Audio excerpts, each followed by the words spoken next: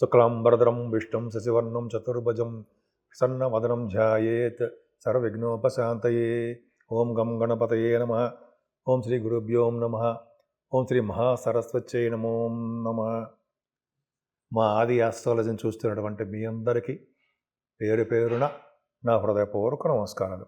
అంతేకాకుండా విదేశాల్లో కూడా నా ప్రోగ్రామ్స్ చూస్తూ నన్ను ఆస్వాదిస్తూ నాకు ఫోన్ చేస్తున్నటువంటి మీ అందరికీ కూడా, ముఖ్యంగా ఫారిన్ కంట్రీస్లో ఉన్న వారికి, ఆస్ట్రేలియాలో ఉన్న వారికి, చాలా కంట్రీస్ ఉన్నాయి అనుకోండి, ఇవన్నీ వాళ్ళందరికీ కూడా నా పేరున నా హృదయపూర్వక నమస్కారాలు. ఫిబ్రవరి 1 తారీఖు నుంచి 28 ఫిబ్రవరి వరకు కూడా ఈ నెలలు ఎలా ఉండిపోతుందో తెలుసుకుందాం. ఫిబ్రవరి నెలలో అంటే 1 తారీఖు నుంచి 28 తారీఖు వరకు ఈ నెల మొత్తం కూడా గ్రహాల యొక్క ప్రభావము, గ్రహాలు ఏ రాశిలో ఉన్నాయో ఇప్పుడు మనం తెలుసుకుందామండి.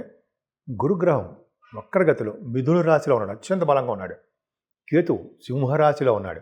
రవి, బుధ, కుజ, శుక్రులు వీళ్ళు నలుగురు కూడా జనరల్గా ఏమంటాం మనం, మకర రాశి అంటాం. ఆ మకర రాశిలో ఉన్నాడు. కానీ ఈ 4 గ్రహాలు కూడా మారుతున్నాయండి. అంటే బుధగ్రహము 3వ తారీఖు నుంచి కుంభరాశిలోను, శుక్రుడు 6వ తారీఖు నుంచి కుంభరాశిలోను, రవి 13వ తారీఖు నుంచి కుంభరాశిలోను, కుజుడు 23వ తారీఖు నుంచి కుంభరాశిలో ఉన్నాడు. అంటే రవి, బుధ, కుజ, శుక్ర, రాహువులు పంచగ్రహ కూటమి ప్లస్ కాలసర్పదోషంతో ఏర్పడిపోతుంది. సో ఇది చిన్న ప్రాబ్లం అండి. అంటే 5 గ్రహాల యొక్క కూటమి మనం ఎప్పుడు అనుకుని ఉంటాం, చెడు దోషాలు, చెడు ప్రభావం ఏర్పడుతుంది, ఒక నెలల పాటు ఉంటుంది అలాగా. అంటే రవి కూడా మారిపోతాడు కాబట్టి నెక్స్ట్ మంత్, సో అది ప్రాబ్లం ఉండదు ఇంకా. కానీ రాబోయే ఫిబ్రవరి నుంచి మార్చి నెల వరకు కూడా గ్రహాల యొక్క ప్రభావం వలన పంచగ్రహ కూటమి అంటే 5 గ్రహాల ప్రభావము ఒకే రాశిలో ఉండడం వలన చెడు ఫలితాలు ఇస్తారు. అంతేకాకుండా మంచి ఫలితాలు కూడా వివిధ రాశుల వారికి ఉంటుంది. కానీ ఓవరాల్గా చూసుకుంటే ప్రపంచంలో కానీ లేకపోతే మన ఇండియాలో కానీ చూసుకుంటూ ఉంటే మొత్తం వాతావరణంలో మార్పులు సంభవిస్తున్నాయి. అంటే పొలిటికల్ రంగం, రాజకీయ రంగంలో కూడా మార్పులు జరగడము, కొద్ది వాతావరణం కొంచెం ప్రాబ్లమ్స్ ఏర్పడుతూ ఉంటాయి. సో వీటి వల్ల ఇవన్నీ తప్పించుకోవాలంటే మంచి ప్రభావం కలగాలంటే అమ్మవారే, కామాఖ్య అమ్మవారు యొక్క ప్రభావం ఉండడం వల్ల కానీ, కనకదుర్గ అమ్మవారి యొక్క పూజ చేసుకోవడం వలన కానీ, పరమేశ్వరి అమ్మవారు ఇలాగా చేసుకోవడం వలన, సంతోషి మాత అమ్మవారిని మర్చిపోతున్నాం మనం ఎప్పుడు కూడా. ఆవిడ పూజిస్తేనే సంతోషంగా ఉంటాం మనం. సో ఈ విధంగా చాలా అద్భుతంగా ఉందండి. మనం ప్రతి రాశి వారు కూడా చేసుకోవాల్సిన పూజ ఇదే. పైగా శనీశ్వరుడు మనకి మీనరాశిలో ఉన్నాడు. ఈ 9 గ్రహాలు ఇప్పుడు చెప్పారండి. ఇప్పుడు ఈ 9 గ్రహాల ప్రభావము 12 రాశుల మీద ఎలా ఉండిపోతుందో ఇప్పుడు మనం తెలుసుకుందాం. మకర రాశి అద్భుతమైన ఫలితాలు ఉన్నాయండి. మకర రాశి వారికి 2వ భావంలో 5 గ్రహాలు పంచగ్రహ కూటమి ఉండడం వలన సక్సెస్ ఉంటుంది. జనరల్గా సక్సెస్ ఉండదు కదా. పంచగ్రహాలు కూటమి ఉంటే మొత్తం ఓవరాల్గా చూసుకుంటే బాగోదు అని చెప్తుంటాం. గ్రహపరంగా మీ రాశి పరంగా చూసుకుంటే ఖచ్చితంగా బాగుంటుంది, ఖచ్చితంగా చెప్పేయచ్చు. రవి, బుధులు ద్వితీయ భావంలో ఉండి గురుదృష్టి ఉన్నారంటే ఆడిటర్స్గా బాగా రాణిస్తారు. మ్యాథమెటిషియన్గాను రాణించడానికి, ఇంజనీరింగ్ విభాగాల్లో ఉండడానికి అవకాశాలు ఉంటాయి. అలాగే డాక్టర్స్ ఏవైనా సరే అంటే కుంభరాశులు అన్ని గ్రహాలు ఉన్నాయంటే డాక్టర్స్గా మీరు బాగా రాణిస్తారు. ఫెమిలియర్ పర్సన్ అవుతారు. బాగా ముఖవర్చస్ పెరుగుతుంది, అదృష్టం బాగుంటుంది, ఎక్కువగా పాటలు పాడుతుంటారు. ముఖవర్చస్ ఇంత ముందనకంటే బాగా ముఖంలో కళ ఎక్కువ ఉంటుంది, మీకు అదృష్టం బాగుంటుంది, ఎక్కువ మంది మిమ్మల్ని జనాకర్షణ ఉంటుందన్నమాట. అంత అద్భుతమైన ఫలితాలు మీకు ఉన్నాయి. కుటుంబంలో వృద్ధి, కుటుంబంలో ఇంతకుముందు బాగుండే కాదు, కుటుంబంలో వృద్ధి కలుగుతూ ఉంటుంది. 23వ తారీఖు నుంచి కూడా 23వ తారీఖు వరకు కూడా గ్రహాలన్నీ కూడా మీ కుంభరాశిలోకి వచ్చాయి. బ్యూటిఫుల్ అండి. మంచి అద్భుతమైన అవకాశాలు ఉన్నాయి మీకు. మాకు పైగా ధైర్యం ఎక్కువ, ప్రయాణాలు చేస్తుంటారు, మీ చెల్లెళ్ళని కలుస్తుంటారు, స్కిల్స్ పెంచుకుంటుంటారు, తల్లిగారికి బాగుంటుంది, విద్యలో ఆటంకాలు లేకుండా రాణిస్తుంటారు, మ్యూజిక్ రంగంలో బ్రహ్మాండంగా ఉంటుంది. ఏంటండి, రైతులకి పంటలో నష్టం అక్కడ బ్రహ్మాండంగా ఉంటుంది. పుత్రిక సంతానం వాళ్ళకి అద్భుతమైన ఫలితాలు ఉంటాయి. స్టాక్ మార్కెట్లో రాణిస్తారు. ఇప్పుడు కుజుడు కూడా చూస్తాడు కదా, స్టాక్ మార్కెట్లో కూడా రాణిస్తారు. కొంతమంది పదవుల కోసం ఆశించే వారికి పదవులు వస్తూ ఉంటాయి. అంతేకాకుండా గురుడు వలన ఏమవుతుంది, బ్రహ్మాండంగా ఉంటుంది. 6వ భావన ఉన్నాడు కాబట్టి ఖచ్చితంగా బాగుంటుంది. 12 ఇంటి వాడు కదా, అంటే ఏం బాగుంటుంది అంటే లా రిలేటెడ్ సంబంధించినటువంటి, అంటే లా కోర్టు కేసులకు సంబంధించిన ఉంటాయి చిన్నవి, వాటిలో మీరు గెలవడానికి, ఫేవరబుల్ రిజల్ట్స్ రావడానికి అంతేకాకుండా సేవకాజనం ఉండడానికి, ఆరోగ్యంగా ఉండడానికి, సడన్ గెయిన్స్ ఉండడానికి, యాన్సిస్టర్ ప్రాపర్స్ ఉండడానికి, పూర్వీకు సంబంధించిన ఆస్తుపాస్తులు ఉండడానికి అవకాశాలు లేవంటారా? బ్రహ్మాండంగా ఉన్నాయి, అద్భుతంగా ఉన్నాయి. వివాహాది వేడుకలు, వివాహ శుభకార్యాలు, వివాహ జరగడాలు, తీర్థయాత్రలు, పుణ్యక్షేత్ర దర్శనాలు బ్రహ్మాండంగా ఉన్నాయి. ఇన్ని ఉన్నా కూడా మీరు ఎందుకు రండి? మీ ఆరోగ్యం పట్ల శ్రద్ధ వహించరు. మీరు బాగా పూజలు చేసుకోండి. ఇప్పుడు ఏంటంటే రావుకేతులు పూజ చేసుకోవచ్చమా? మీరు కలసర్ప దోషంలో ఉండిపోయింది కదా మీకు, ప్లానెట్స్ ఉన్నాయి. అష్టమ స్థానంలో కేతు ఉన్నాడు. కలసర్ప దోషంలో ఉండిపోవడం వల్ల మీకు హెల్త్ ప్రాబ్లమ్స్, హెల్త్ ఇష్యూస్ వస్తాయి. కొంచెం జాగ్రత్తగా ఉండండి.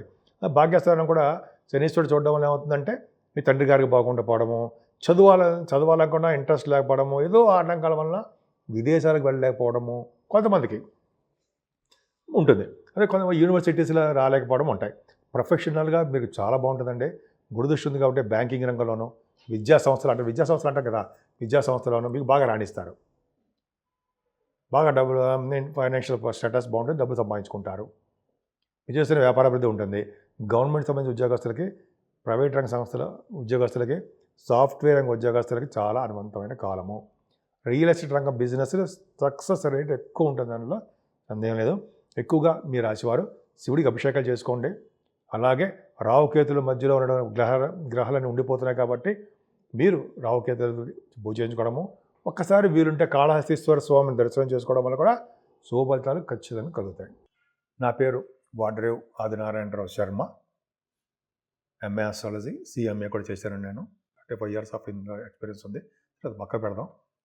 మీరు ముఖ్యంగా జాతకాలు చెప్పించుకోవాలనుకున్నా, ముహూర్తాలు పెట్టించుకోవాలనుకున్నా, మీ యొక్క date of birth, time of birth, place of birth ఇవన్నీ ఉండాలండి.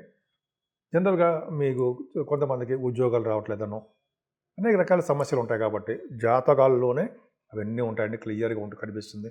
కొంతమందికి పెళ్ళిళ్ళు ఎప్పుడు అవ్వట్లేదనో ఇవన్నీ ఉంటాయి. అవన్నీ కూడా మనం చూడొచ్చు. అంతేకాకుండా వాస్తు సంబంధించిన విషయాలు కూడా నేను చెప్తానండి.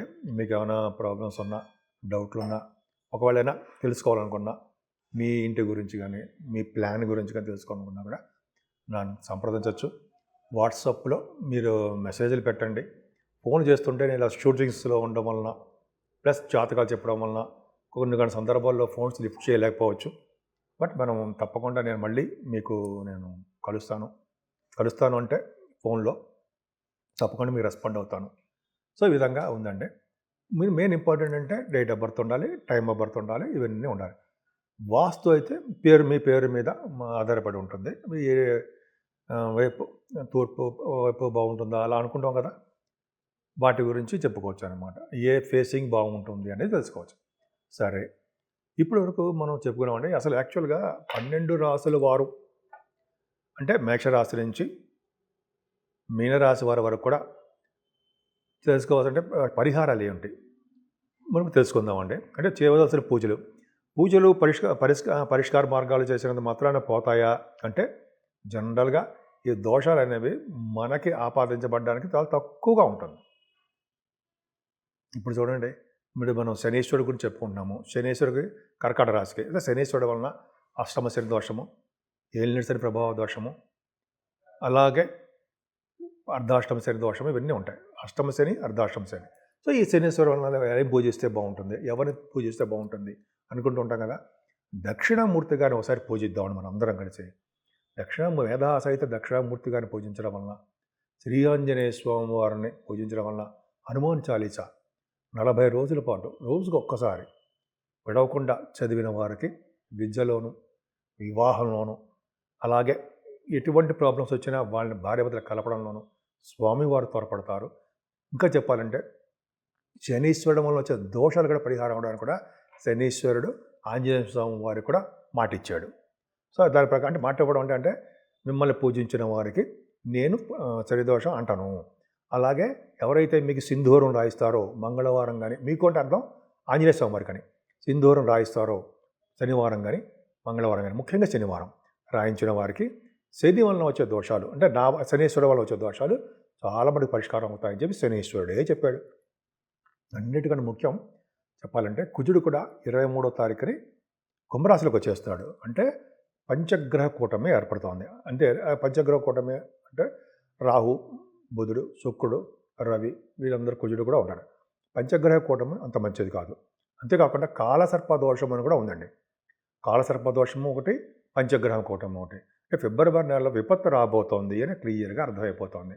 విపత్తు అంటే అర్థం ఏమిటి అంటే కొన్ని చోట్ల వర్షాలు బాగా పడడం కానీ, దేశాల మధ్య యుద్ధ వాతావరణం కానీ, లేకపోతే ఉరుములు అంటారు కదా, ఉరుములు పడ్డము, పిడుగులు పడ్డం, అటువంటి పడ్డం వల్ల కానీ పశు నష్టము, జన నష్టము, గృహంలో పీడలు, ఇవన్నీ జరగడానికి మాత్రం అవకాశాలు మాత్రం ఉన్నాయండి. సో ఈ విధంగా అందుకనే మనం ఇవన్నీ నుంచి బయటపడాలంటే ఈశ్వరుణ్ణి పూజించాలి, పరమేశ్వరుణ్ణి అభిషేక ప్రియుడు కాబట్టి అభిషేకాలతో పూజిస్తూ వెంకటేశ్వర స్వామి వారు ఆరాధన చేసుకోవడం వల్ల కూడా సర్వదోషాలు పరిహారం అవుతాయి. ముఖ్యంగా ఇప్పుడు చెప్పే పరిష్కారాలన్నీ కూడా 12 రాసుల వాళ్ళు కూడా ఆచరించదగ్గ విషయాలని చెప్పవచ్చండి. ఈ నెల అంటే ఫిబ్రవరి నెల 15వ తారీఖుని మహాశివరాత్రి వస్తుందండి. జన్మకో శివరాత్రి అంటూ ఉంటాం కదా. అంటే ప్రతి జన్మలో ఒకసారైనా, అంటే అర్థం ఏంటంటే జన్మకో శివరాత్రి అంటే ఒకసారి, నాకు తెలిసి చెప్తున్నానండి, జీవితంలో ఒకసారైనా శివరాత్రి పూట, అంటే ఫిబ్రవరి నెలలో వచ్చే శివరాత్రి పూట శివుడు ఉద్భవించే టైం అనమాట. అది అర్ధరాత్రి 12 గంటలకి. సరే, అది మీకు తెలిసిందే. ఆ రోజు కనుక ఎవరైతే ఉపవాసం ఉండి శివుడికి అభిషేకాలు చేయించుకుంటూ శివుడికి మారేడు దళాలతో పూజిస్తూ ఉంటారో, కనీసం ఒకసారి జీవితంలో ఒకసారైనా చేస్తారో వాళ్ళకి శివసన్నిధి కలుగుతుందని శాస్త్రాలు చెప్తున్నాయి. మన పెద్దవాళ్ళు, గురువు గారు కూడా చెప్పారు. సో మీరేం చెప్పరా అంటే ఖచ్చితంగా చెప్పేది అర్థమైనది అదేనండి. ఎందుకంటే పెద్దవాళ్ళ యొక్క బాట మనం నడుస్తూ ఉంటాం కాబట్టి ఖచ్చితంగా అదే. సరే, అది పక్కన పెడదామండి. ముఖ్యంగా శివరాత్రి పూట చేసే పూజలు అద్భుతమైన ఫలితాలు ఇస్తాయి. అంటే మనం జన్మక శివరాత్రి అంటే కనీసం మనం సంవత్సరంలో ఒకసారైనా ఏ పూజ చేయకపోయినా, దైవ దర్శనం చేసుకోకపోయినా, కనీసం దేవుడి దండం పెట్టుకోకపోయినా సరే, ఒక్క శివరాత్రి పూట అయినా సరే శివుడి మీద చెమ్ముడు నీళ్లు పోయిరా అని పెద్దవారు చెప్తూ ఉంటారు. అందుకనే కొంతమంది చెప్తుంటారు శివుడి మీద నీళ్ళు విసురుతూ ఉంటారు. సరా, ఆ బాబోయ్ తప్పు అనుకుంటాం. కాదు, శివుడే చెప్తుంటాడు, నువ్వు నీళ్లు విసిరినా, ఒక్క చుక్క పడినా నేను కరుణిస్తాను అని చెప్పి అంటాడు కదా. అలాగే శివుడికి నీళ్లతో అభిషేకం చేసుకున్నా, పాలతో అభిషేకం చేసుకున్నా, తేనెతో అంటే కంఠధ్వని, కంఠం బాగా పాటలు పాడడం, బాగా మాటలు మాట్లాడడం, మనం బేస్ వాయిస్ రావడము, ఇవన్నీ కూడా శివుడికి తేనాభిషేకం చేసుకోవడం వల్లే కదండి. పూర్వజన్మల సుకృతం వల్లే కదా ఈ గాయకులకి మహా అదృష్టవంతులు. సరే, మంచి కంఠధ్వని ఉన్నవారు కూడా అదొకటి. అలాగే విభూతితో పూజ చేసుకోవడం వల్ల, విభూతితో పూజ చేస్తుంటే ఐశ్వర్యం చేయడం, స్వామికి అభిషేకం అనమాట. పూజ చేయడం వల్ల అభిషేకం అన్న పూజ అంటే ఒకటేనండి. చేసుకోవడం వల్ల, అలాగే పసుపుతోటి, కుంకుమతోటి, గంధంతో స్వామివారికి పూజలు చేయడం వల్ల సర్వదోషాలు పరిహారం అవుతాయండి. మనకి శాస్త్రం కూడా చెప్తాం కాబట్టి అదొకటి.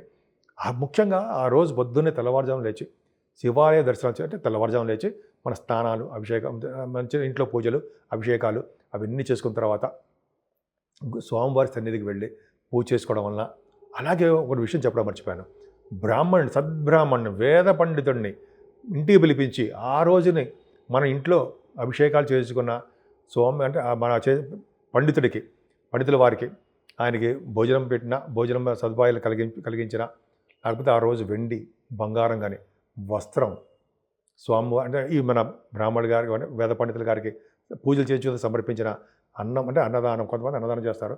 సరే, స్వామివారికి అంటే మన బ్రాహ్మడికి డబ్బులు దక్షిణతో పాటు స్వామివారికి వస్త్రము, దక్షిణ స్వామి సమర్పించిన మంచి ఆయన మనల్ని దీవిస్తాడు.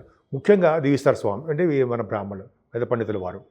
ముఖ్యంగా ఆ అర్ధరాత్రి చేసేటువంటి పూజలు, అలాగే ఆ రోజు మనం ఉపవాసం ఉండడము, జాగారం అనేది చాలా ఇంపార్టెంట్. అదే ఇంపార్టెంట్. మనం ఆ రోజు నిద్రపోకుండా తెల్లవార్లు స్వామివారి సన్నిధిలో ఉండి స్వామివారి యొక్క కళ్యాణం చూడాలి. పార్వతీ పరమేశ్వరుల కళ్యాణం చూడడము కింద జన్మలో మనం చేసుకునే పుణ్యము అంటాం. అలా చేయడం వల్ల, అలా చూడడం వల్ల, అలా కళ్యాణం చేయించడం వల్ల మన ఇంట్లో కళ్యాణ గడియలు, కళ్యాణం అని చేస్తారు కదా, కళ్యాణం యొక్క సంబంధించిన విషయాలు జరుగుతాయి మనకి. కాబట్టి ప్రతివారు కూడా మీకు వీలున్నంత వరకు స్వామివారిని అంటే శివుణ్ణి అభిషేకిస్తూ, మారేడు దళాలు సమర్పిస్తూ, స్వామివారి కళ్యాణం కనులారా వీక్షిస్తూ టెంపుల్స్లో స్వామివారి సన్నిధిలో ఉండి ఆ స్వామివారు అంటే శివుడు, పార్వతీ అమ్మవారి లెక్క ఆశీస్సులు తీసుకుంటారని నేను మనస్ఫూర్తిగా కోరుకుంటున్నాను.